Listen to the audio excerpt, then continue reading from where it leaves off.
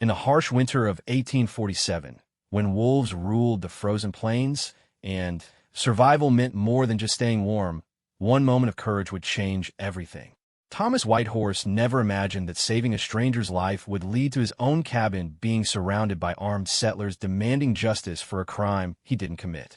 This is the true story of how a young hunter's act of mercy sparked a deadly standoff that would test the bonds between two worlds and reveal the price of doing what's right when everyone else believes you're wrong. Thomas Whitehorse pressed his back against the rough bark of an ancient pine tree, his breath forming small clouds in the bitter morning air. The snow crunched beneath his worn leather boots as he adjusted his grip on the old rifle his father had left him. At 19, Thomas had been hunting these mountains alone for 3 years now, ever since his father died in a logging accident and his mother passed from fever the following winter. The deer tracks he'd been following since dawn were fresh, probably no more than an hour old. His stomach growled, reminding him that the last of his dried meat had run out 2 days ago. Winter had been particularly harsh this year, and the small cabin he called home felt more like a tomb when the wind howled through the gaps in the logs. He needed this hunt to succeed, or he'd be facing some very hungry weeks ahead. Thomas moved carefully through the snow, following the tracks as they wound deeper into the forest. The deer had been moving steadily north, toward the rocky outcropping where they often sheltered during storms. He knew these woods better than most men knew their own homes, having spent countless hours learning every trail, every hiding spot, every place where game might seek shelter. As he crested a small hill, Thomas heard something that made his blood run cold. It wasn't the sound he'd been hoping for, the gentle rustling of a deer moving through underbrush. Instead, he heard the unmistakable sound of wolves. Not just one or two, but a whole pack. Their howls echoed through the trees. And beneath those howls, he heard something else. Something that made him forget all about his empty stomach and the deer he'd been tracking. It was a human voice crying out in fear and pain. Thomas didn't hesitate. He'd heard stories of what happened when wolves cornered someone in these mountains. The pack had grown bolder this winter, driven by the same harsh conditions that had made hunting difficult for everyone, man and beast alike. He ran toward the sound, his rifle ready, branches whipping at his face as he crashed through the undergrowth. The scene that greeted him when he burst into a small clearing would stay with him for the rest of his life. A young Navajo woman, probably close to his own age, had climbed partway up a dead tree at the edge of the clearing. Below her, 6 large gray wolves circled, their yellow eyes fixed on her with predatory patience. Her dark hair had come loose from its braid and fell around her shoulders. Her dress was torn, and Thomas could see blood on her left arm where one of the wolves had managed to reach her. The woman's eyes met his for just a moment, and he saw not just fear, but a fierce determination to survive. She was holding a broken tree branch like a club, ready to fight, even though they both knew it wouldn't be much use against 6 hungry wolves. Thomas raised his rifle and fired at the largest wolf, a massive gray male that seemed to be leading the pack. The shot echoed through the forest, and the wolf dropped immediately.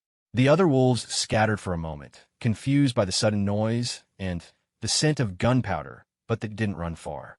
Thomas knew he had to reload quickly. Stay in the tree. He called to the woman in English, not knowing if she would understand him. He reached into his coat pocket for another cartridge, his fingers clumsy with cold and adrenaline. The wolves regrouped faster than he'd hoped. While he was reloading, 2 of them charged at him. Thomas managed to get the cartridge into the rifle just in time to fire at the first wolf, but the second one was already leaping at him. He swung the rifle like a club, catching the wolf in the side of the head, but the impact sent him stumbling backward into the snow. The wolf recovered quickly and came at him again. Thomas rolled to one side, feeling the wolf's claws rake across his heavy coat. He managed to get back to his feet, but he'd lost his grip on the rifle. The weapon lay in the snow several feet away, too far to reach before the wolf attacked again. That's when he heard the woman shout something in Navajo. She had climbed down from the tree and picked up a large rock. As the wolf prepared to spring at Thomas again, she hurled the rock with deadly accuracy, striking the animal in the head. The wolf staggered, giving Thomas the moment he needed to dive for his rifle. The remaining 3 wolves seemed to realize they were facing 2 opponents now instead of one helpless victim. They began to circle more cautiously, looking for an opening. Thomas got another cartridge into his rifle and fired at the nearest wolf, wounding it badly enough that it limped away into the trees. The other two followed, apparently deciding that easier prey could be found elsewhere. For a moment, Thomas and the woman stood in the clearing, both breathing heavily, watching the trees to make sure the wolves were really gone. The silence felt strange after all the snarling and shouting. Snow continued to fall gently, already beginning to cover the blood where the first wolf had died. "Are you hurt badly?" Thomas asked, pointing to her wounded arm. He spoke slowly, hoping she might understand some English. She looked at her arm, then back at him. To his surprise, she answered in heavily accented but clear English. "It is not deep. The wolf, he just scratched me when I climbed the tree." Thomas felt relief flood through him, not just because she wasn't seriously injured, but because they could actually communicate. "My name is Thomas," he said, touching his chest. "I am Ayana," she replied, then added something that sounded like a longer version of her name in Navajo. Thomas looked around the clearing, noting how far they were from any settlement. "What are you doing out here alone? This is dangerous country, especially in winter." Ayana's expression grew troubled. "I was traveling to find my brother. He works for the soldiers at the fort. My family sent me with a message, but I became lost in the storm yesterday. I have been walking since dawn, trying to find the trail again." The fort she mentioned was probably Fort Defiance, Thomas realized, which was at least 2 days' walk from here, maybe more in winter conditions. She was lucky the wolves had found her before something worse did. These mountains were full of dangers for someone traveling alone, and a young woman would be particularly vulnerable. "You can't travel alone in this weather," Thomas said. "The wolves will smell the blood on your arm and follow you. And there's another storm coming. I can see it in the clouds." Ayana looked up at the sky, then back at him. Thomas could see her weighing her options. She didn't know him, had no reason to trust him beyond the fact that he'd helped her with the wolves. But she also seemed to understand the truth of what he was saying about the dangers ahead. "My cabin is about an hour's walk from here," Thomas continued. "You can rest there, let me clean that wound properly, and wait for the weather to clear. I have food and warm blankets. When the storm passes, I'll help you find a trail to the fort." For a long moment, Ayana studied his face. Thomas tried to look trustworthy, though he wasn't sure what that looked like to a Navajo woman who'd probably heard plenty of stories about what happened when her people trusted white settlers. Finally, she nodded. "I will come with you, Thomas Whitehorse. But if you try to harm me, you will discover that I am not as helpless as those wolves believed." The use of his full name surprised him until he realized she must have heard it from someone at the fort. His father had been known in the area, and Thomas had traded there a few times himself. The fact that she knew his name seemed to make her feel more comfortable about trusting him. They gathered up Thomas's rifle and his pack, and he led the way back through the forest toward his cabin. The walk took longer than usual because of the snow, and because Ayana was clearly exhausted from her ordeal. Thomas found himself glancing back frequently to make sure she was keeping up, and he noticed that she moved through the forest with a grace that reminded him just how much she belonged in this wilderness. As they walked, Thomas found himself thinking about the stories he'd heard about the Navajo people. Most of what he'd been told by other settlers painted them as dangerous savages, but the woman walking behind him seemed nothing like those stories. She was clearly intelligent, brave enough to fight wolves with nothing but rocks and sticks, and she spoke English better than some of the settlers he'd met. The snow began falling more heavily as they approached his cabin. Thomas had built it himself in a small clearing beside a creek that provided fresh water year-round. It wasn't much to look at, just one room with a stone fireplace, a sleeping area, and space for storing his few possessions, but it was solid and warm. "This is my home," he said as they approached the door. Ayana looked at the cabin with what might have been relief. "It looks very warm," she said. Thomas opened the door and gestured for her to go inside. The cabin was cold, but he quickly got a fire started in the fireplace. As the flames began to drive away the chill, he could see Ayana looking around the simple room. There wasn't much to see: a bed built into one wall, a small table, and chairs his father had made, shelf holding his few books and supplies, and hooks on the walls for hanging clothes and tools. "Sit by the fire," Thomas said, pulling one of the chairs closer to the fireplace. "Let me look at that wound." Ayana sat down and carefully rolled up the sleeve of her dress. The wound was indeed just a scratch, but it had bled enough to soak the fabric. Thomas brought a basin of water and some clean cloth from his supplies. "This might sting a little," he warned as he began cleaning the wound. Ayana didn't flinch, but Thomas noticed her watching his hands carefully as he worked. He tried to be as gentle as possible, cleaning away the blood and examining the scratches to make sure there were no pieces of dirt or bark embedded in them. "You are good at this," she said as he bound the wound with clean cloth. "My mother taught me," Thomas replied. "She said a man living alone in the wilderness had better know how to take care of himself and others." When he finished with her arm, Thomas prepared some food.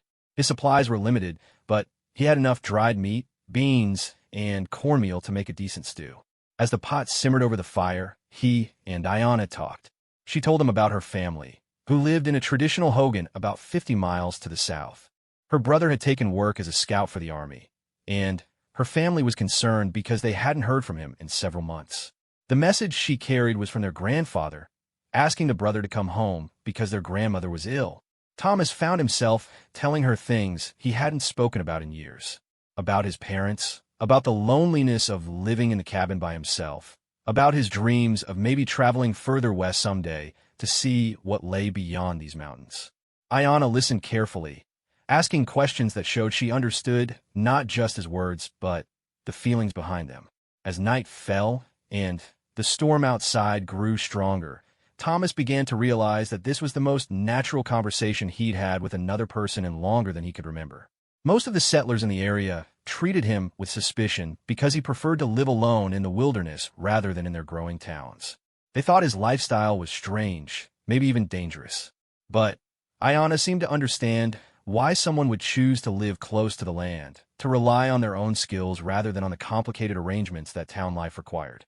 Her questions about his hunting, his knowledge of the forest, and his ability to survive alone weren't critical or judgmental. They came from genuine interest and respect. "Your English is very good," Thomas said as they finished eating. "Where did you learn it?"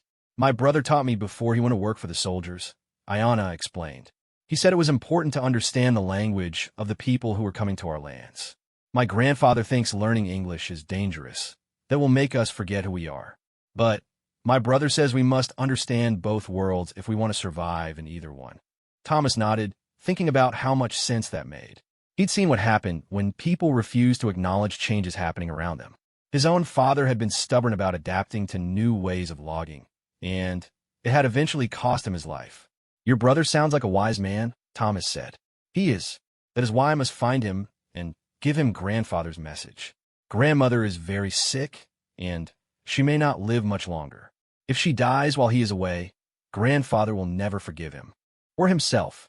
Thomas could hear the worry in her voice, the weight of responsibility she felt for completing this mission for her family.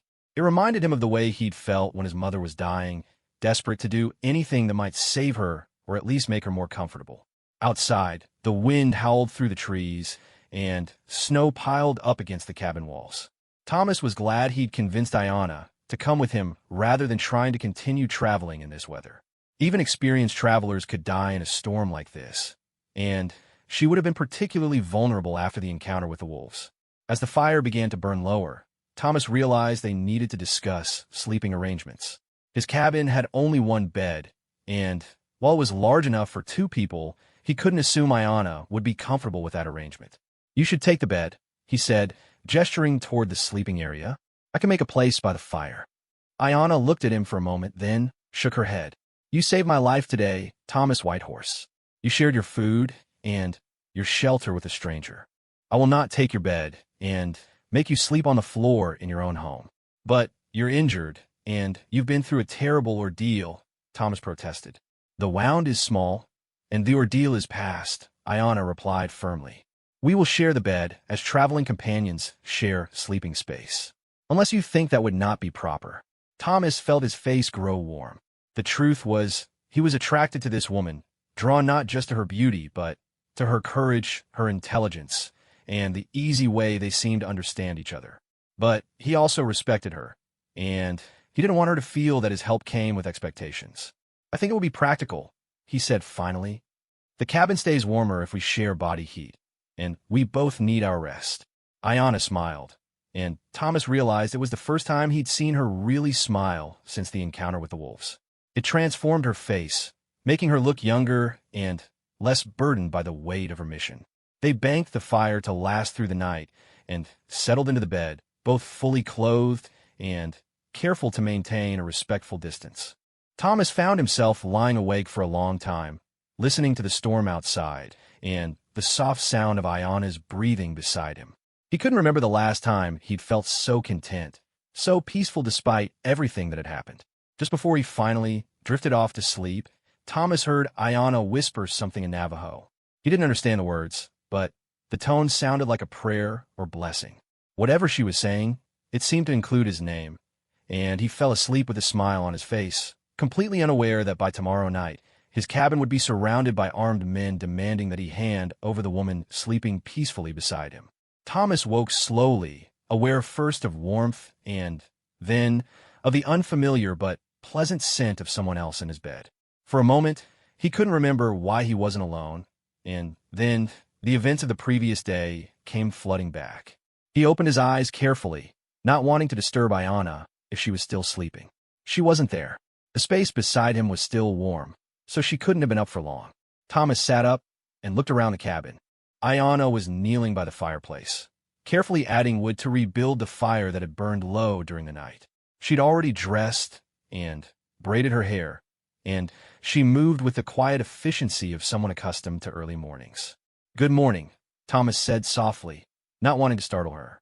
She turned to smile at him, and Thomas felt his heart skip a beat. In the soft morning light filtering through the cabin's single window, Ayana looked even more beautiful than she had the night before. But more than that, she looked rested and peaceful, as if sleeping in his cabin had been exactly what she needed. "Good morning, Thomas," she replied. "The storm has passed. I looked outside, and the sky is clear." Thomas got up and joined her at the window. She was right. The blizzard that had raged all night had blown itself out, leaving behind a world transformed by fresh snow. Everything sparkled in the early sunlight, and the air had the crisp, clean quality that only came after a good storm. "How is your arm feeling?" Thomas asked, noticing that she moved it easily as she worked with the fire. "Much better. Your bandaging was very good. I think it will heal quickly." She touched the wrapped wound gently. "I've been thinking about what you said yesterday, about the fort being 2 days away. Do you really know the way?" "I've been there several times," Thomas confirmed. "My father used to trade there, and I've gone a few times myself to sell furs and buy supplies I can't make myself." Ayana nodded, then looked at him with an expression that seemed to be weighing something important. "Thomas, I must ask you something, and I hope you will give me an honest answer." "Of course," Thomas replied, though her serious tone made him nervous. "Yesterday, when you saw me in trouble with the wolves, you could have simply scared them away and continued with your hunting. Instead, you risked your life to help me, brought me to your home, shared your food, and now you offer to guide me to the fort. Why would you do all this for a Navajo woman you had never met?" The question surprised Thomas, not because it was unexpected, but because it made him examine his own motivations in a way he hadn't done before. Why had he helped her? The easy answer was that any decent person would help someone in danger, but he suspected Ayana was looking for something deeper than that. "I suppose," Thomas said slowly, "because when I saw you fighting those wolves with nothing but a stick, refusing to give up even when you were clearly outmatched, I saw someone worth helping. And when we talked last night, I realized you're probably the most interesting person I've met in years." Ayana studied his face for a moment, then smiled. "That is a good answer, Thomas Whitehorse. I believe you are telling me the truth." They prepared and ate a simple breakfast of cornmeal mush sweetened with a little precious sugar from Thomas's carefully hoarded supplies. As they ate, they planned their journey to the fort. Thomas estimated it would take them 2 full days of walking, maybe a bit more, because of the snow. They would need to carry enough food and blankets to camp overnight, and Thomas wanted to take his rifle and plenty of ammunition in case they encountered more wolves or other dangers. "Before we leave," Ayana said, "there is something I should tell you about my brother's situation at the fort." Thomas looked up from packing his saddlebags. "What kind of situation?" "My brother, his name is Nailnish, works as a scout for the soldiers. But some of the other Navajo think he has become too friendly with the white soldiers, that he has forgotten his people. There's been trouble between the soldiers and some of the younger Navajo men, fights over cattle and horses. Some people think my brother gives information to the soldiers that helps them catch Navajo raiders." Thomas frowned. He'd heard stories about tensions between the army and various Indian tribes, but he'd stayed out of such matters, preferring the isolation of his mountain cabin to the complications of the outside world. "Do you think your brother is betraying his people?" Thomas asked. "No," Iana said firmly. "I know my brother. He believes that working with the soldiers is the best way to protect our family and our tribe from worse trouble. But not everyone sees it that way. Some of the young men have threatened him, told him he should leave the fort and never come back. And that's why your grandfather wants him to come home? Partly, but also because grandmother is sick and she wants to see him before she dies. She raised him after our parents died in a raid when we were children. She loves him very much, even though she doesn't always understand the choices he has made." Thomas could hear the pain in Iana's voice when she talked about her parents, and he felt a connection to her loss. They both knew what it was like to lose family young, to have to find their way in the world without the guidance most people took for granted. "We'll find him," Thomas promised, "and we'll make sure he gets your grandfather's message." They finished packing and set out from the cabin just as the sun cleared the tops of the trees. The snow was knee-deep in places which would slow them down, but the crisp air felt good after being confined to the cabin during the storm. Thomas led the way, following game trails that would eventually connect with the main trail to the fort. As they walked, Thomas found himself stealing glances at Iana. She moved through the forest with an easy grace, stepping in his footprints to make the going easier, but ready to find her own path when necessary. She seemed completely comfortable in the wilderness, more comfortable than many of the settlers Thomas had met who acted like the forest was something to be conquered rather than lived with. "Tell me about your grandmother," Thomas said as they paused to rest beside a small stream. Iana's face softened. "She is a medicine woman, very wise about plants and healing. She taught me many things about living in harmony with the land. She can look at the sky and tell you what the weather will be 3 days from now. She can find water in places where other people see only dry rock. She sounds like a remarkable woman." "She is, but she is also very old, and this winter has been hard on her. That is why it is so important that Nailnish comes home soon. If she dies without seeing him again, it will break grandfather's heart." They continued walking, following the stream for several miles before turning north toward the fort. The going was easier along the stream bed, where the snow wasn't as deep and the footing was more secure. Thomas noticed that Iana seemed to know instinctively which way to step to avoid hidden rocks or soft spots that might cause a fall. "Your brother taught you well," Thomas observed. "You move through the wilderness like you were born to it." "In a way, I was," Iana replied. "The Navajo believe that the land is not something we own, but something we belong to. We are part of the mountains, the forests, the streams, just as the deer and the wolves are part of them. When you understand that, moving through the wilderness becomes as natural as breathing." Thomas thought about that as they walked. He'd always felt more comfortable in the forest than in town, but he'd never thought about it in terms of belonging to the land rather than simply living on it. The idea appealed to him, made sense in a way that the settlers' talk of conquering and taming the wilderness never had. By midday, they had covered good ground despite the snow.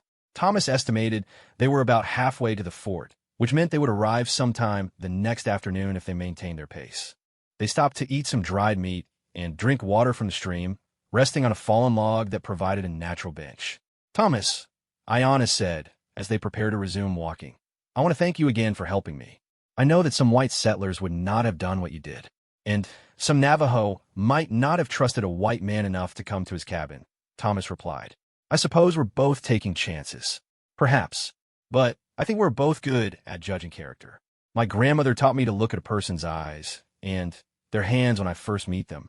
The eyes show what is in their heart, and the hands show how they treat the world around them." "And what did my eyes and hands tell you?" Iana smiled. "Your eyes are kind but cautious, like someone who has been hurt but has not let it make him cruel. Your hands are gentle but strong, like someone who knows how to work hard but also how to be careful with fragile things." Thomas felt a warm flush of pleasure at her words. He'd never had anyone describe him so thoughtfully, with such attention to detail. Most people in his life had been too busy with their own concerns to really see him as an individual. They walked for several more hours, making good time despite the challenging conditions. The forest was beautiful in its winter coat, with snow clinging to pine branches and icicles hanging from rocky overhangs. Thomas found himself seeing the landscape through new eyes imagining how it might look to someone who viewed themselves as part of it rather than separate from it. As the afternoon began to fade toward evening, they started looking for a good place to make camp. Thomas wanted to find somewhere sheltered from the wind, but with access to fresh water and enough dead wood to keep a fire going all night. They found an ideal spot in a small grove of pine trees beside another stream. The trees provided natural windbreaks, and there was plenty of fallen wood for fuel. Thomas had brought a tarp that they could string between trees to provide additional shelter, and his bedroll was large enough for 2 people. As they set up camp, Thomas noticed that Ayanna worked with the same quiet efficiency she'd shown that morning at the cabin. She seemed to know instinctively what needed to be done, gathering kindling while he collected larger pieces of wood, finding the best spot for their sleeping area while he strung up the tarp. "You've done this before," Thomas observed as she expertly arranged stones to contain their fire. "Many times, Navajo children learn to camp and travel at a young age. We visit relatives who live far from our hogan, and we go on journeys to gather special plants or materials for ceremonies. I have been making camps like this since I was 8 years old." Thomas was impressed. Most white children that age were still learning to read and write, but Ayanna had been mastering skills that could mean the difference between life and death in the wilderness. They cooked a simple supper over the fire and settled in for another night together. This time, the sleeping arrangement felt more natural, less awkward than it had the first night. They lay side by side under Thomas's heavy blankets, sharing warmth and listening to the night sounds of the forest. "Thomas," Ayanna said softly in the darkness, "do you ever think about leaving these mountains? Traveling to see other places?" "Sometimes," Thomas admitted. "I've heard stories about California, about cities by the ocean where it never snows. But I've never had enough money to travel so far, and I'm not sure I'd be comfortable in places with so many people." "I understand. I sometimes wonder what it would be like to see the great cities my brother has told me about, but I think I would miss the open spaces too much. There is something about being able to see the horizon that makes me feel free." They talked quietly about dreams and possibilities, about the changes they'd seen in their lifetimes and the changes they thought might come in the future. Thomas found himself sharing thoughts and feelings he'd never expressed to anyone, and Ayanna seemed equally open about her own hopes and fears. Eventually, they fell asleep to the gentle crackling of the fire and the soft murmur of the nearby stream. Thomas slept better that night than he had in months, feeling for the first time in years that he wasn't alone in the world. He woke before dawn to the sound of horses approaching their camp. At first, still half asleep, he thought it might be travelers on their way to the fort. But as the sounds grew clearer, Thomas realized there were too many horses, and they were moving with the deliberate pace of men who knew exactly where they were going. Beside him, Ayanna had also awakened. She lay perfectly still, but Thomas could feel the tension in her body as she listened to the approaching riders. "How many?" she whispered so quietly he could barely hear her. Thomas listened carefully, counting the distinct sounds of different horses. "At least 6, maybe 8. Soldiers? I don't think so. Soldiers would have called out a challenge by now. Let us know they were coming. These men are trying to be quiet." As the reality of their situation became clear, Thomas felt a cold knot form in his stomach. Someone was sneaking up on their camp in the pre-dawn darkness, and there was only one reason he could think of why anyone would do that. Someone was looking for them, and they probably weren't planning to be friendly about it. Thomas carefully reached for his rifle, trying not to make any sound that might alert the approaching riders to the fact that he and Ayanna were awake. Whatever was about to happen, he wanted every advantage he could get. The horses stopped just outside the circle of light from their dying fire. Thomas could see movement in the shadows between the trees, but he couldn't make out how many men there were or what they wanted. He was about to call out and demand that they identify themselves when a voice spoke from the darkness. "Thomas Whitehorse, we know you're in there with that Indian woman. You need to come out with your hand where we can see them, and you need to bring her with you." Thomas's blood ran cold. Whoever these men were, they knew his name, and they were specifically looking for Ayanna. This wasn't a chance encounter with bandits or a case of mistaken identity. Someone had tracked them here with a specific purpose in mind. "Who wants to know?" Thomas called back, keeping his rifle ready. "Name's Jacob Morrison, and I speak for the settlers of Pine Ridge. We've got some questions about what happened to the Patterson family yesterday, and we think your Indian friend might have some answers." Thomas had never heard of any Patterson family, but The tone of Morrison's voice made it clear that whatever had happened, these men believed it was serious. And they seemed to think Ayanna was somehow involved. I don't know anything about any Patterson family, Thomas called back. And the woman with me has been in my cabin since yesterday morning. She couldn't have been involved in whatever you're talking about. That's not what the tracks say, White Horse. We found Indian signs leading away from the Patterson place, and we followed them right to your cabin. Now, you can make this easy on yourself and come out peacefully, or we can make it hard. Either way, we're not leaving without that woman. Thomas felt Ayanna's hand touch his arm gently. When he looked at her, he could see the fear in her eyes, but also a grim determination. She whispered something in Navajo that he didn't understand, but her tone made it clear she was preparing for whatever was about to happen. "Give me a minute to get dressed," Thomas called out, playing for time while he tried to figure out what to do. "You've got 1 minute, White Horse. After that, we're coming in to get you both." Thomas knew they were in serious trouble. 8 armed men against 1 rifle. No chance to run through the snow, and no idea what these settlers really wanted or how far they were willing to go to get it. All he knew for certain was that he wasn't going to let anyone hurt Ayanna, no matter what they thought she had done. As he checked his rifle and counted his ammunition, Thomas realized that the peaceful night beside the stream might be the last peaceful moment either of them would have for a very long time. Thomas's mind raced as he tried to understand the situation. Someone named Patterson was apparently dead or missing, and these men believed Ayanna was responsible. But that was impossible. She had been with him since yesterday morning, trapped by wolves, and then sheltered in his cabin during the blizzard. "Ayanna," Thomas whispered urgently, "do you know anything about a family named Patterson?" She shook her head, her eyes wide with confusion and fear. "I have never heard this name. Thomas, I swear to you, I have hurt no one. I was lost in the forest when you found me. Before that, I had been traveling alone for 2 days." Thomas believed her completely. He'd seen the exhaustion and relief in her face when he'd rescued her from the wolves. She'd been genuinely lost and frightened, not someone fleeing from crime scene. But convincing the armed men outside their camp would be another matter entirely.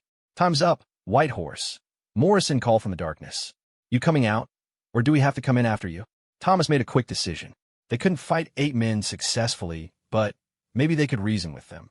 If he could get Morrison to listen to the timeline, to understand that Ayanna had been accounted for during whatever had happened to the Patterson family, maybe they could resolve this without bloodshed.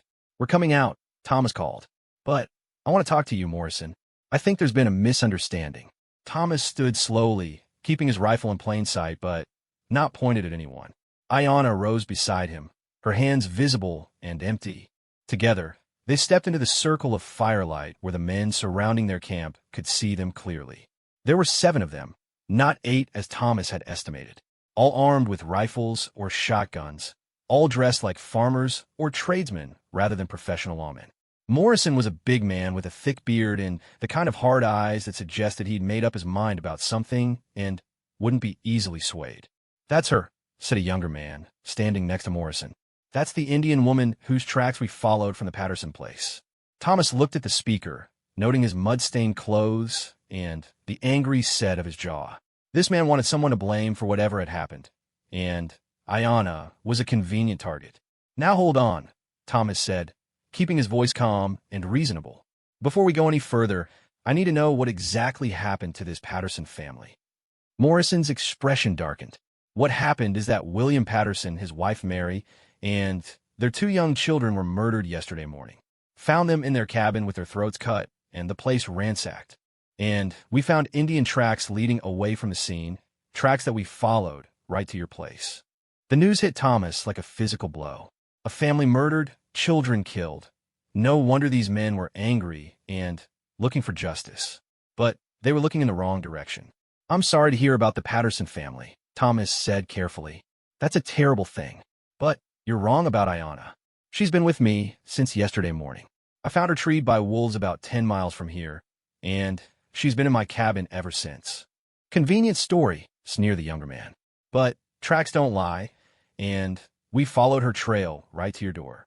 "What tracks?" Thomas demanded. "Show me these tracks you're talking about." Morrison gestured to a grizzled man carrying a lantern. "Charlie here is the best tracker in 3 counties. He followed the sign from the Patterson cabin straight to your place. Tell him what you found, Charlie." The The tracker stepped forward, his weathered face serious. Found clear Indian sign leaving the Patterson place, heading northeast. Followed it for near 20 miles through the forest. Trail led right to that cabin of yours, White Horse. No question about it. Thomas felt a chill that had nothing to do with the cold air. If this Charlie was as good a tracker as Morrison claimed, and if he really had followed a trail from the murder scene to Thomas's cabin, then someone was deliberately trying to frame Ayanna for the crime. When did you say this happened? Thomas asked. What time yesterday morning? Best we can figure, sometime between dawn and midday, Morrison replied. Patterson was supposed to meet his neighbor to help with some logging. When he didn't show up, the neighbor went to check on him. Found the whole family dead. Thomas felt a surge of relief. If the murders had happened between dawn and midday yesterday, then Ayanna had a perfect alibi. He'd found her fighting the wolves around 10 in the morning, and she'd obviously been there for some time before he arrived. Then, you're looking for the wrong person, Thomas said firmly. Yesterday morning around 10 o'clock, I found Ayanna treed by a pack of wolves about 10 miles south of here. She'd been there long enough to be badly scratched and exhausted. We spent the rest of the day at my cabin, and all last night was spent together during the blizzard. The younger man laughed harshly. And I suppose you've got witnesses to back up this story? I don't need witnesses, Thomas shot back. Look at her arm. You can see where the wolf scratched her when she was climbing the tree. Look at her clothes. They're torn from brambles and stained with blood. Does that look like someone who spent yesterday morning calmly murdering a family and then covering their tracks? Morrison studied Ayanna more carefully, noting the visible evidence of her ordeal with the wolves. But the tracker, Charlie, shook his head stubbornly. I followed them tracks, Morrison. They led right to his cabin, plain as day. Either this woman was at the Patterson place yesterday, or someone wearing her moccasins was. That comment made Thomas pause. Someone wearing her moccasins? He looked down at Ayanna's feet and saw that she was indeed wearing traditional Navajo moccasins, distinctive in their style and decoration. Ayanna, Thomas said quietly, have you lost any clothes or shoes recently? Could someone have taken your moccasins?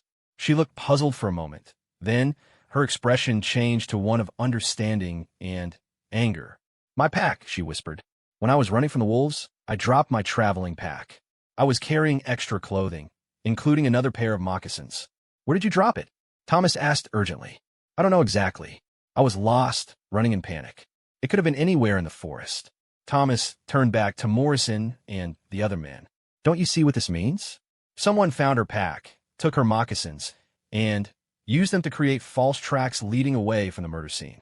Someone wanted you to follow that trail, wanted you to blame the Navajo for what happened to the Patterson family. Morrison looked skeptical. That's a pretty complicated theory, White Horse. Why would someone go to all that trouble? Because the real killer needed someone else to take the blame, Thomas replied. And a mysterious Indian woman makes a perfect scapegoat. Who's going to question it when you find tracks leading away from a crime scene? The tracker, Charlie, was frowning now, clearly thinking through the implications of what Thomas had said. I got to admit, Morrison, them tracks were a little too clear, a little too easy to follow. Real Indian sign is usually harder to pick up, especially when someone's trying to avoid being tracked. Plus, Thomas continued, pressing his advantage, think about the timing. If Ayanna had committed these murders in the morning and then spent the day covering her tracks, how did she end up treed by wolves 10 miles in the wrong direction? And why would she still be in the area instead of fleeing as far and fast as possible? One of the other men spoke up for the first time. He's got a point, Morrison. If this woman was really the killer, she'd be long gone by now. Why would she stick around and risk getting caught? Morrison was clearly wavering, but the young man who'd been most vocal about Ayanna's guilt wasn't ready to give up. This is all just talk, he said angrily. We followed tracks from a murder scene to his cabin. That's evidence. Everything else is just stories. Stories that make a lot more sense than your version, Thomas replied. And there's another thing you haven't considered. Who told you where to find my cabin? The question seemed to surprise Morrison. What do you mean? I mean, my cabin isn't exactly easy to find if you don't know where you're looking. It's not on any main trail, and most folks in the area don't even know it exists. So who gave you directions to my place? Morrison exchanged glances with some of the other men. Charlie here has been all through these mountains. He knew where to look. But Charlie was shaking his head. I knew the general area, but I ain't never been to a specific cabin before.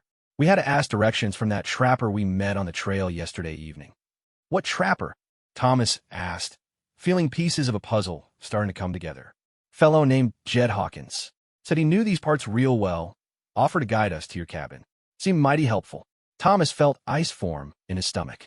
He knew Jed Hawkins, and the man was anything but helpful. Hawkins was a loner who trapped in the high country and had a reputation for being mean when he'd been drinking, which was most of the time. He'd also made several crude comments about Indian women when Thomas had encountered him at trading posts. Morrison, Thomas said urgently, I think Hawkins is the man you're looking for. He's been in trouble before for fighting and stealing, and he's got no love for Indians. That's ridiculous, the young man protested. Hawkins was the one who helped us track down your Indian woman. Exactly, Thomas replied. Don't you think that's convenient? The real killer helps you track down an innocent scapegoat. Ayanna spoke for the first time since the confrontation had begun. This man Hawkins, does he know these mountains well? Born and raised here, Charlie confirmed. Knows every trail and hiding spot for 50 miles around. Then, he would know where to find my drop pack, Ayanna said. And he would know how to create false tracks that would lead you to Thomas's cabin. Morrison was clearly struggling with the new information. The certainty he'd felt when following the tracks was being eroded by too many questions and coincidences. Look, Thomas said, I understand you want justice for the Patterson family. So do I. No one should have to die like that. But if you take Ayanna prisoner based on false evidence, the real killer goes free. Is that the kind of justice you want? Before Morrison could answer, they heard the sound of a single horse approaching through the forest. Everyone turned toward the noise, weapons ready. A moment later, a familiar figure emerged from the trees. It was Jed Hawkins himself, riding a tired-looking horse and carrying a rifle across his saddle. When he saw the group gathered around the campfire, he smiled in a way that made Thomas's skin crawl. Well, Hawkins called out as he dismounted. Looks like you boys found your Indian killer. Good work, Morrison. But Thomas was watching Hawkins carefully, noting details that the other men might miss. The trapper's clothes were cleaner than usual, as if he'd recently changed them. His hands showed fresh scratches that could have come from fighting or from moving quickly through brambles. And there was something in his eyes, a satisfaction that went beyond simply helping capture a suspected criminal. Hawkins, Thomas said loudly, where were you yesterday morning between dawn and noon? The question clearly caught Hawkins off guard. What kind of fool question is that? I was checking my trap lines, same as always. Anyone see you? Can anyone verify where you were? Hawkins's face darkened. I don't have to prove nothing to you, White Horse. These men came to me for help finding your cabin, and I gave it to them. Now, they've got their killer, and that should be the end of it. But Charlie the tracker was studying Hawkins with new interest. Jed, you mind if I take a look at your boots? What for? Just curious about something. Hawkins took a step backward. You can look at my boots when you got a reason to. Right now, we got more important things to worry about. Thomas saw his chance. The reason is that someone wearing Navajo moccasins left false tracks leading away from the Patterson cabin.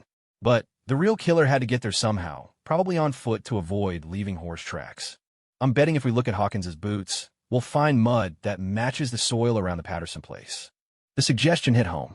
Several of the men were now looking at Hawkins with suspicion instead of gratitude. Hawkins seemed to realize that the situation was turning against him. This is crazy talk, he protested.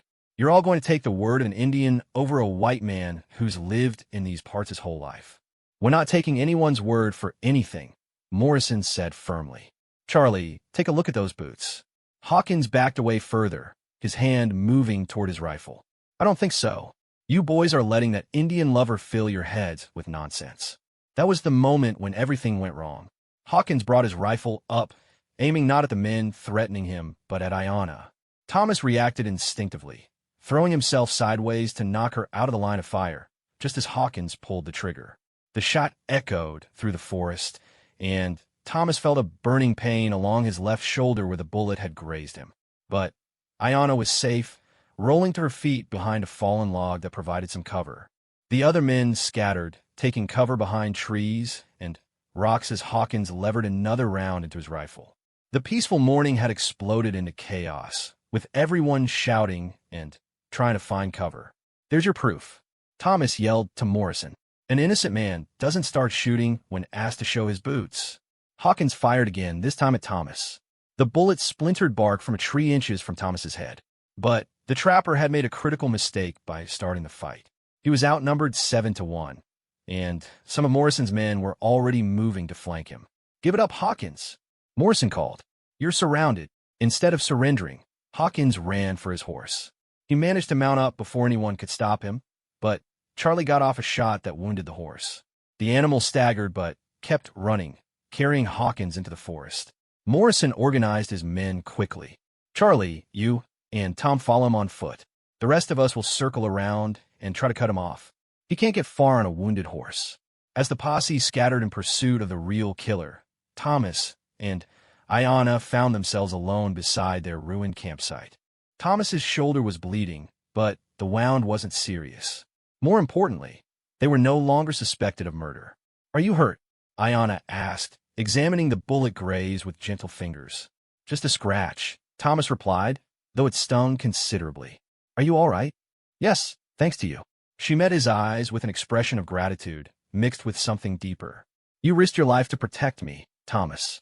Even when you barely knew me, even when it would have been easier to let them take me." Thomas felt his heart racing, and not just from the adrenaline of the gunfight. "I couldn't let them hurt you. Not when I knew you were innocent." They stood close together beside the dying campfire, both aware that something significant had changed between them. The shared danger had stripped away the polite distance they'd maintained, revealing feelings that had been growing since the moment they'd met. But their moment of connection was interrupted by the sound of more gunshots from deeper in the forest. Morrison and his men had caught up with Hawkins, and the final confrontation was playing out somewhere among the trees. "Come on," Thomas said, shouldering his pack. "We should get moving while they're busy with Hawkins. I still need to get you to the fort to find your brother." As they prepared to leave the campsite, Ayanna paused to look back in the direction the gunshots had come from. "Do you think they will catch him?" "Morrison seems like a determined man," Thomas replied. "And Charlie knows these woods almost as well as Hawkins does. I think the Pattersons will get their justice." They set out through the snow, leaving behind the scene of violence and false accusations. But as they walked, Thomas couldn't shake the feeling that their troubles were far from over. Word of the morning's events would spread, and not everyone would be satisfied with the truth. Some people preferred simple explanations to complicated ones, and a white trapper killing a family was more complicated than an Indian doing it. Thomas glanced back at Ayanna as she followed in his footsteps through the snow. She moved with quiet determination, but he could see the weight of everything that had happened in the set of her shoulders.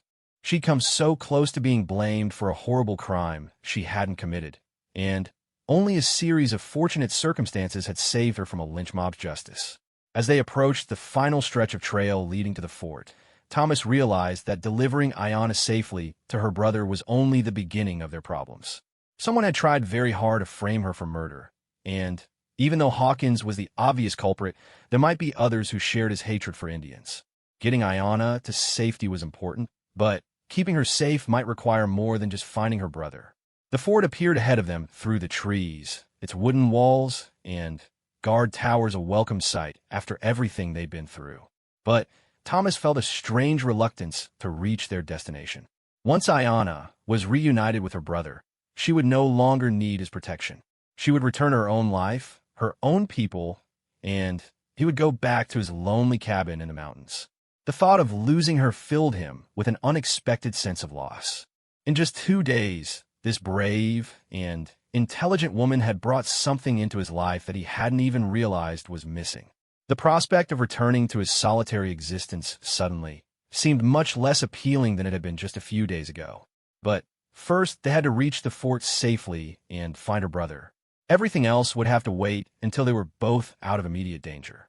Fort Defiance loomed before them through the pine trees, its wooden palisade walls rising 12 feet high and studded with guard towers at each corner. Smoke rose from chimneys within the compound, and Thomas could see soldiers moving along the walkway that ran behind the pointed logs that formed the fort's defensive perimeter.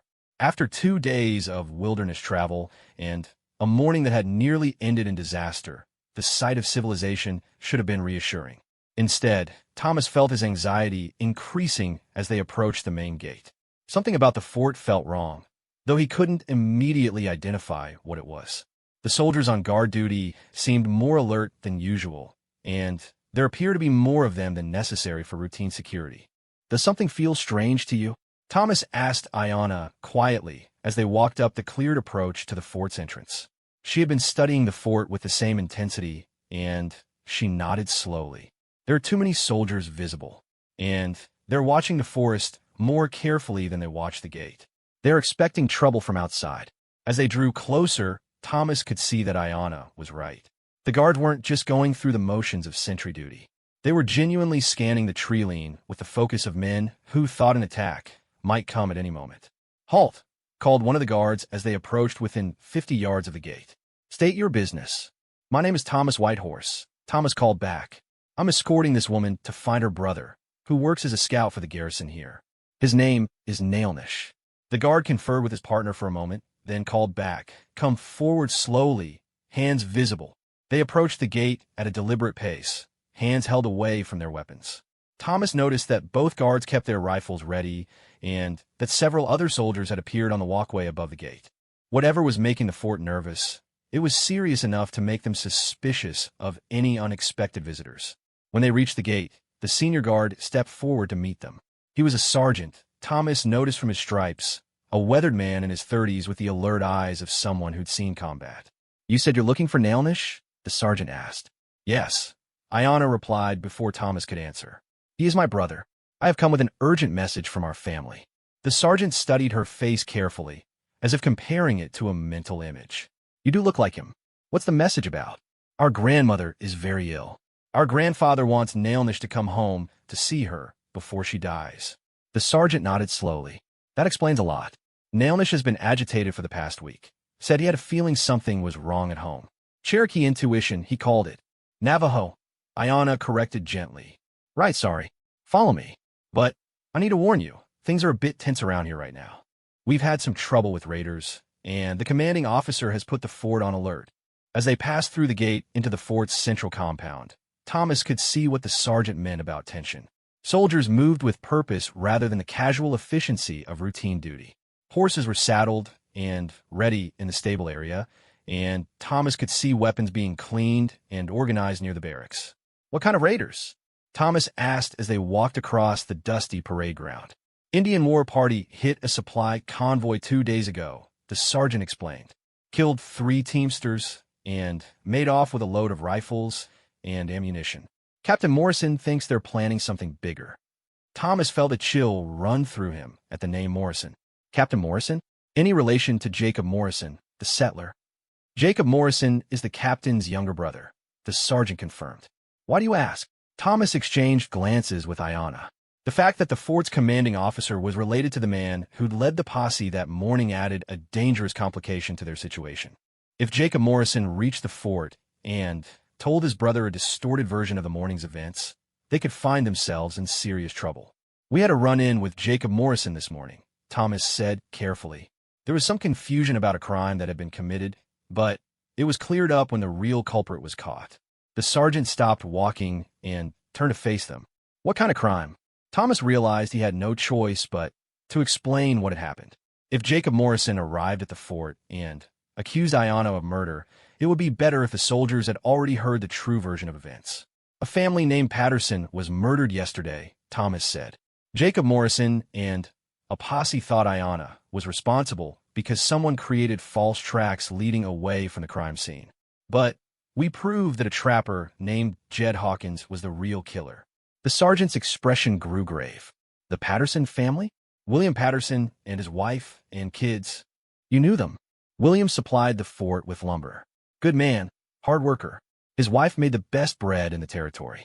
The sergeant looked at Ayanna with new concern. "And someone tried to blame you for killing them?" "The real killer used my moccasins to create false tracks," Ayanna explained. "But Thomas proved that I could not have been there when the murders happened." "Where is this Hawkins now?" "Morrison's posse was chasing him when we left," Thomas replied. "There was a gunfight, and Hawkins was wounded. I think they'll catch him." The sergeant nodded grimly. "I hope so. The Pattersons deserved better than that." He resumed walking toward the barracks area. "But this explains why you looked nervous approaching the fort. You were worried about how we'd react to the accusations." "Something like that," Thomas admitted. They found Nailnish outside the scout barracks, cleaning his rifle in the afternoon sun. He was a lean man in his mid-20s with intelligent eyes, and the same high cheekbones as his sister. When he looked up and saw Ayanna approaching, his face lit up with joy and relief. "Ayanna, what are you doing here? How did you find me?" He set down his rifle and stood to embrace her. "I brought a message from grandfather," she said, returning his hug tightly. "Grandmother is very sick. He wants you to come home." Nailnish's expression immediately became serious. "How sick?" "Sick enough that grandfather sent me to find you in winter. She may not live much longer, brother."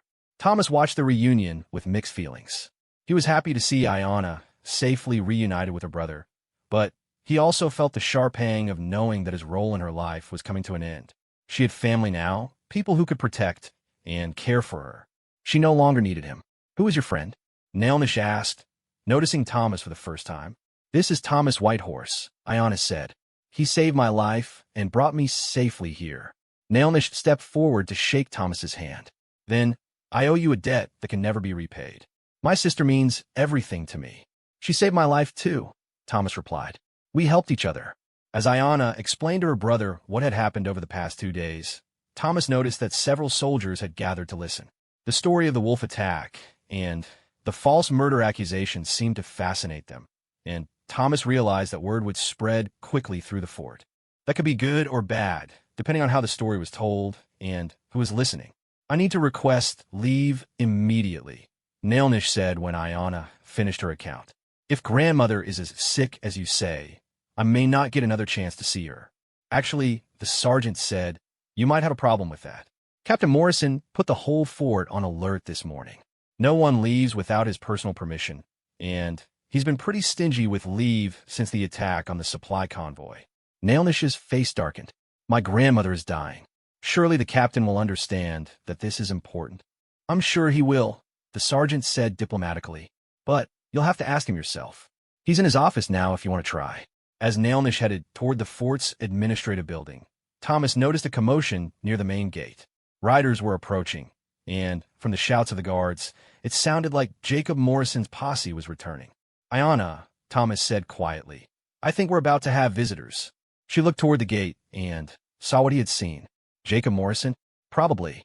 And if Hawkins got away from them, Morrison might still believe you're guilty of murder. They watched as the gates opened to admit Morrison and 4 of his men. The trapper Charlie was not among them, Thomas noticed, and 2 of the men appeared to be wounded. Morrison himself had a bandage around his left arm, and the grim expression of a man who'd had a very bad day. Captain Morrison emerged from the administrative building just as his brother's posse entered the compound. Thomas could see the family resemblance between the 2 men, though the captain was taller and carried himself with military bearing.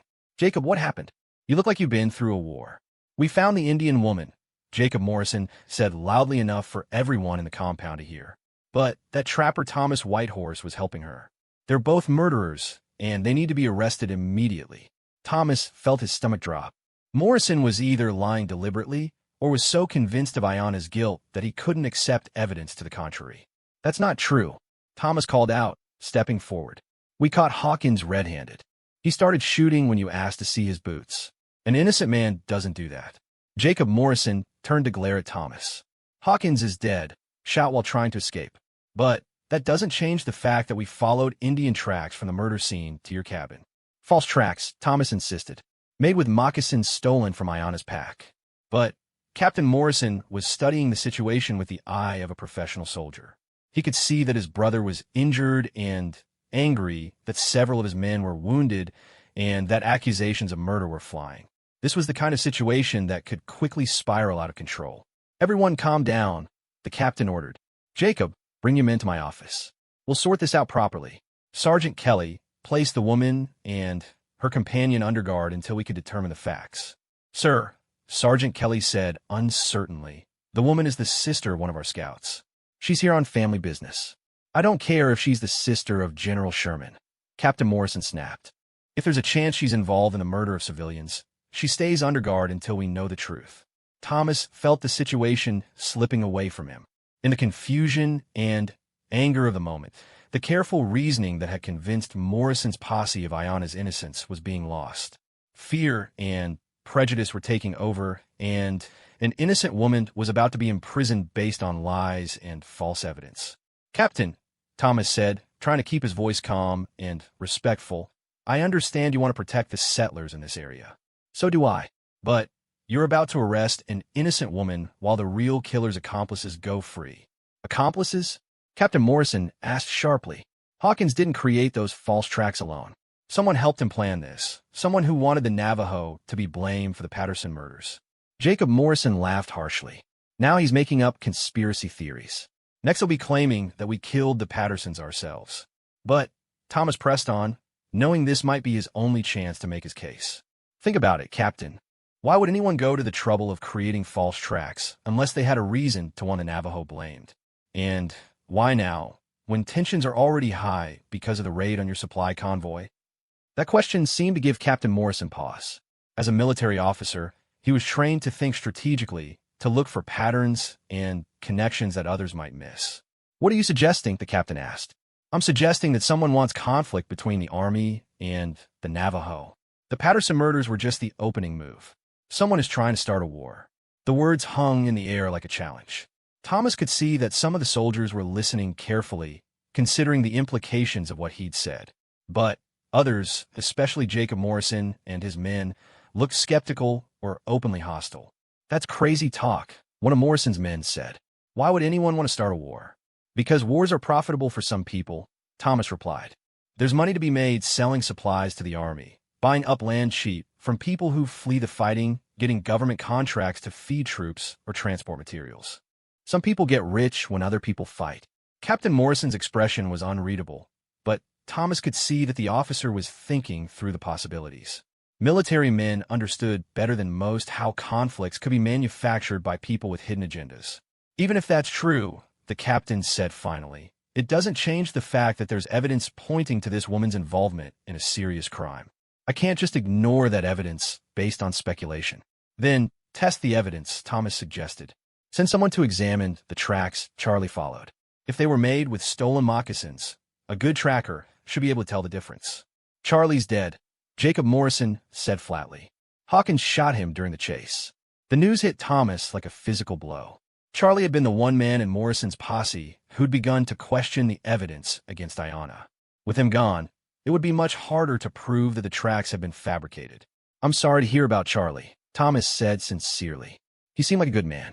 But his death doesn't change the facts about those tracks." "Facts?"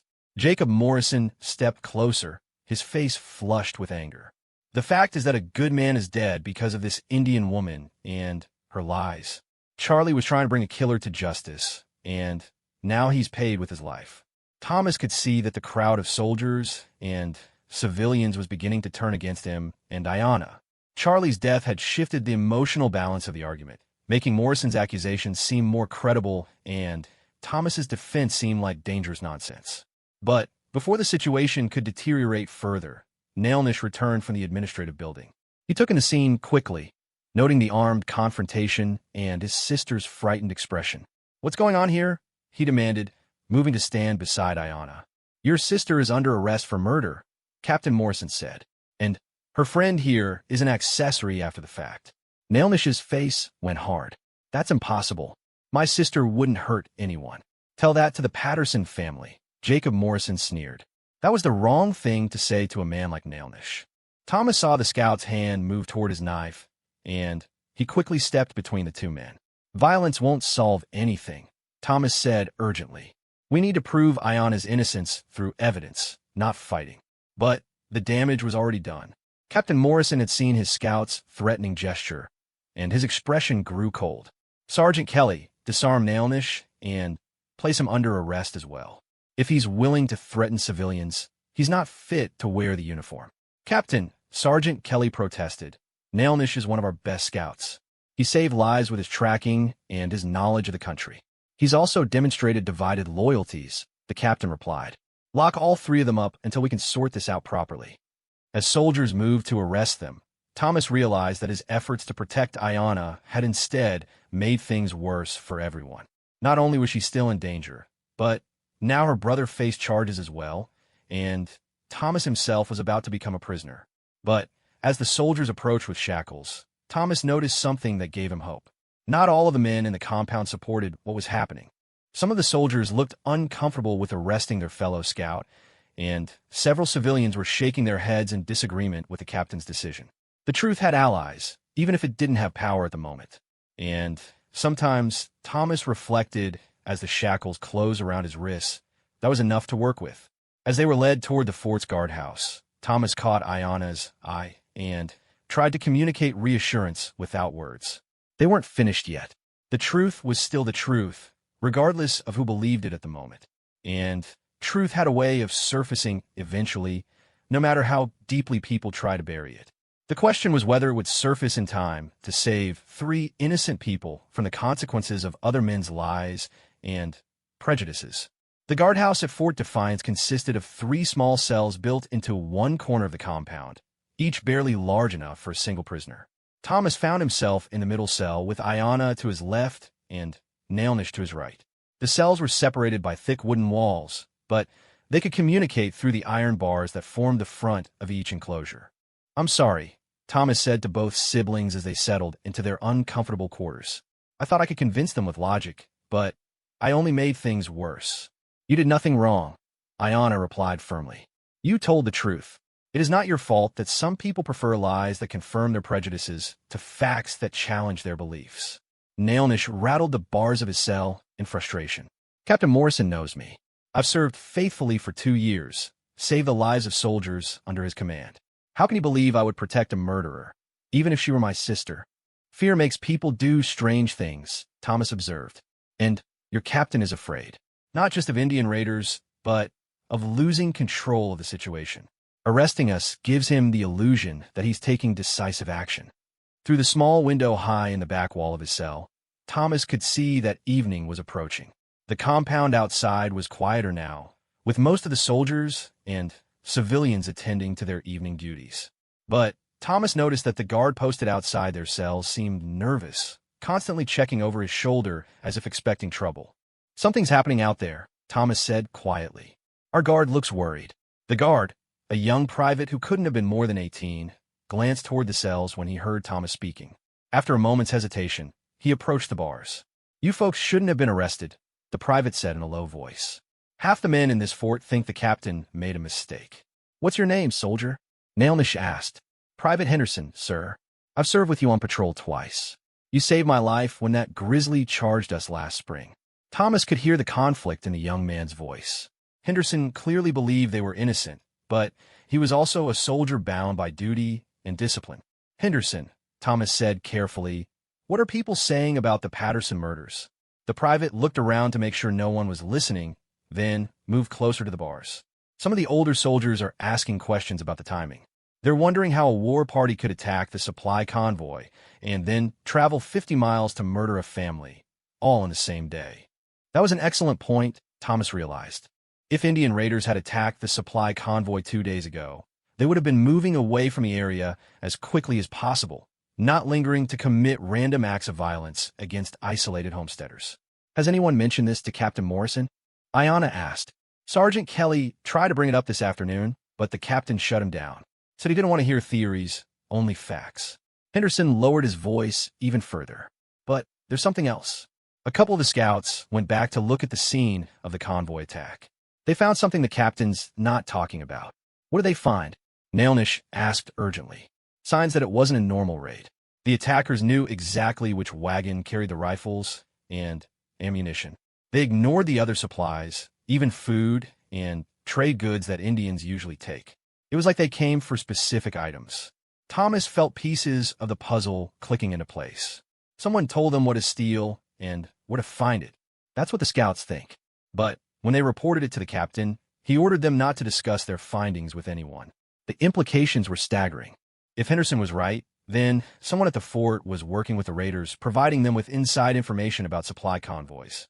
And if that same person was responsible for the Patterson murders, they had successfully diverted suspicion away from themselves and onto the Navajo. "Henderson," Thomas said urgently, "you need to get word to Sergeant Kelly. Tell him what you've told us about the convoy attack, and ask him to examine the timeline of events more carefully." The private looked uncertain. "I'm just a private, sir. Sergeant Kelly might not listen to me." "He'll listen if you tell him that Nailnish specifically asked him to investigate," Ayana suggested. "Tell him it's a matter of honor among scouts." Henderson nodded slowly. I'll try, ma'am, but I don't know if it will do any good. The captain's mind seems pretty well made up. As Henderson started to leave, they heard commotion from the direction of the main gate. Voices were shouting, and someone was demanding to be let into the fort. The private hurried away to see what was happening, leaving the three prisoners alone with their thoughts. Someone's arriving, Thomas observed, listening to the sounds of argument near the gate. At this hour, it must be important, Nailnish said. They waited tensely as the sounds of activity moved through the compound. Thomas could hear officers shouting orders and soldiers running to their posts. Whatever was happening, it was significant enough to put the entire fort on alert. After what felt like hours, but was probably only minutes, they heard footsteps approaching the guardhouse. Captain Morrison appeared, accompanied by Sergeant Kelly and a man Thomas didn't recognize. The stranger was a civilian, well-dressed but travel-worn, with the bearing of someone accustomed to authority. Open the cells, Captain Morrison ordered the guard. Henderson, who had returned to his post, looked confused. All of them, sir. All of them. These charges are being dropped. As Henderson fumbled with the keys, the stranger stepped forward. My name is Judge William Crawford from the Territorial Court. I've just spent the last 6 hours reviewing evidence related to the Patterson murders, and I have some disturbing news.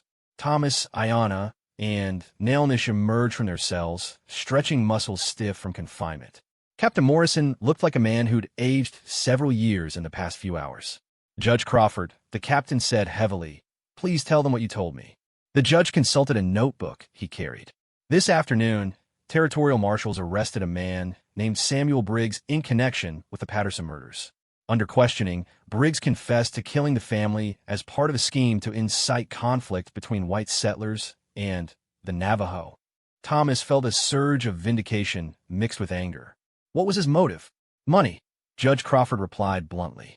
Briggs was working with a group of men who had invested in land north of here, land currently protected by treaty with the Navajo. If they could provoke a war that resulted in the Navajo being relocated, their land would become available for development. What about Jed Hawkins? Thomas asked. Hawkins was Briggs's partner in the scheme. They killed the Patterson family and then planted false evidence to implicate the Navajo. Hawkins created the fake tracks using moccasins stolen from Miss Ayanna's pack, just as you suspected. Ayanna stepped forward. You said Hawkins was killed by the posse. How did you learn the truth?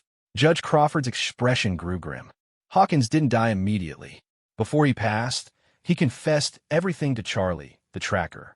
Unfortunately, Charlie was shot and killed by Jacob Morrison before he could report what he'd learned. Captain Morrison's face went pale. My brother killed Charlie to silence him? I'm afraid so. Jacob Morrison was part of the conspiracy.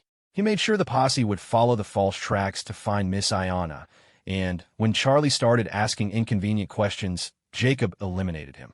Thomas felt sick. Charlie had died for trying to uncover the truth, killed by the very man he trusted to seek justice for the Patterson family. Where is Jacob Morrison now? Sergeant Kelly asked. Under arrest, along with the other conspirators. The Territorial Marshal's office has been investigating this land scheme for months. The Patterson murders gave them the evidence they needed to make arrests. Captain Morrison sank into a nearby chair, looking like a man whose world had collapsed around him. My own brother. He used this fort to advance a criminal conspiracy. I'm sorry, Captain, Judge Crawford said gently. I know this is difficult news. Thomas looked at Ayanna and saw relief mixed with sadness in her eyes. They had been vindicated, but at a terrible cost. Innocent people had died, and families had been destroyed by greed and hatred. What happens now? Nailnish asked. Now you're free to go, Judge Crawford replied. Miss Ayanna, Mr. Whitehorse, you have my apologies for the treatment you've received. And, Nailnish, Captain Morrison has asked me to convey his personal apology for doubting your loyalty. Captain Morrison looked up from his chair. Nailnish, I hope you'll consider staying on as a scout. The Army needs men of your integrity, especially now. Nailnish looked at his sister before answering.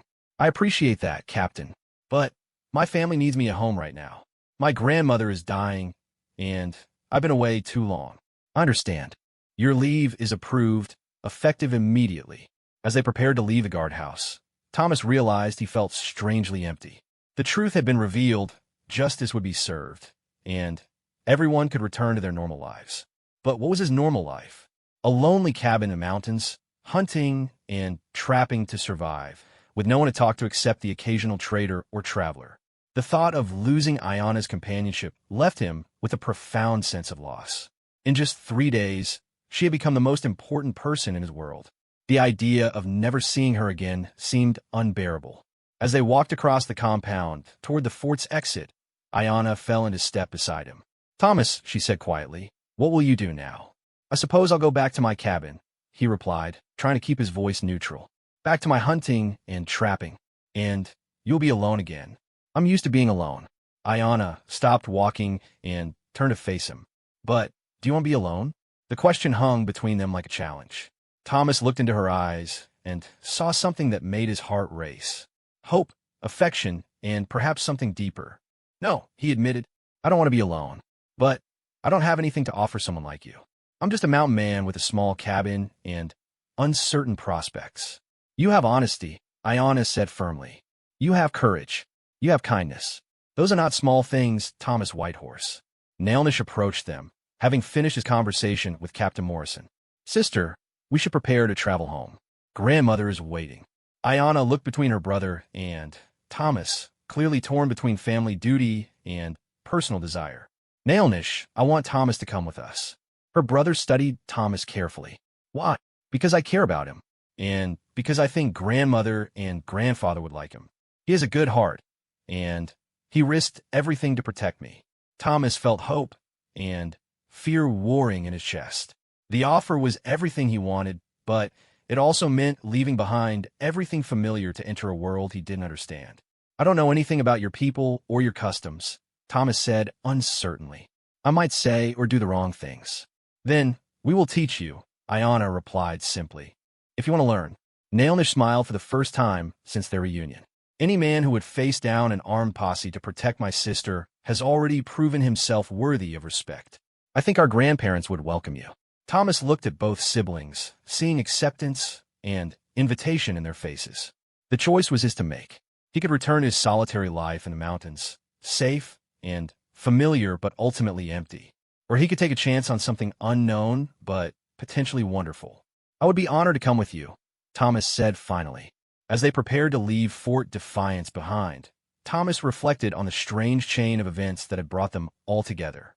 A chance encounter with wolves in the forest had led to false accusations of murder, which had revealed a conspiracy that reached into the highest levels of local society. Lives had been lost and destroyed, but truth had ultimately prevailed. And somehow, in the midst of all the violence and deception, two people from different worlds had found something worth cherishing in each other. "When we reach our home," Ayana said as they walked toward the fort's gate, "I will teach you some words in Navajo, and you can teach me more about tracking and hunting in your mountains." "Our mountains," Thomas corrected gently, and was rewarded with a smile that made all the dangers and hardships of the past few days seem worthwhile. 3 days earlier, Thomas had been a lonely hunter heading into the forest to find food for the winter. Now he was part of something larger than himself, connected to people who valued courage and honesty over prejudice and fear. The future was uncertain, but it was bright with possibility. As they passed through the gates of Fort Defiance and onto the trail that would lead them to Ayana's family, Thomas felt like he was finally going home. Not to a place, but to a life worth living, shared with people worth protecting, in a world where truth and justice could still triumph over greed and hatred. Behind them, the fort settled into its evening routine, forever changed by the events of the past few days. Captain Morrison would have to rebuild trust with his men and the surrounding community. The conspiracy had been exposed, but its effects would linger in the form of damaged relationships and broken trust. Ahead of them lay a different kind of challenge. Thomas would have to learn to navigate a new culture, new customs, and new ways of understanding the world around him. But he would not be making that journey alone. As the fort disappeared behind them and the forest closed around the trail, Thomas felt a peace he hadn't experienced in years. The loneliness that had defined his life for so long was finally coming to an end. Whatever the future held, he would face it with Ayana at his side and a new family to call his own. The rescue of a Navajo woman from wolves had led to much more than either of them had imagined possible. It had led to love, family, and the chance to build something meaningful together in a world that often seemed determined to keep people apart. As they walked into the gathering darkness, heading toward a new life together, Thomas knew that this was only the beginning of their story. The real adventure was just getting started.